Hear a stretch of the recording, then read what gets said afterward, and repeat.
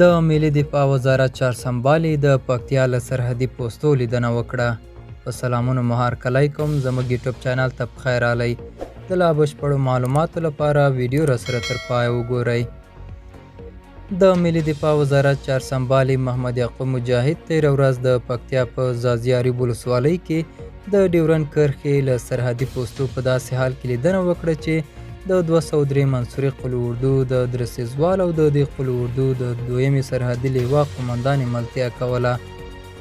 د ملي دفاع چهارسنبالي د اړوندو سرحدي ځواکونو مسؤلینو ته په خپلو خبرو کې ویلي چې د افغانستان چهارسنبالي حکومت له خپلو ټولو ګاونډیو هیوادونو سره د ښو اړیکو غوښتونکی دی او تر دې ورته اړیکو هیله لرو. نوموړي زیاته کړې چې نه د چا پر خاوره تیری کوو او نه چاته اجازه ورکوو چې زموږ پر خاوره تیری وکړي. ویل کېږي چې نوموړي د چهارسنبالي حکومت جګړه ییز انحصارات له نږدې ولیدل، د هغوی ستونزې واورېدې، د یادو امنیتي ځواکونو د کار او هڅو د ستاینې ترڅنګ یې د ستونزو د حل لپاره لازمي سپارښتنې وکړې او پرسونل یې پر نغدي ډالیو ونازول.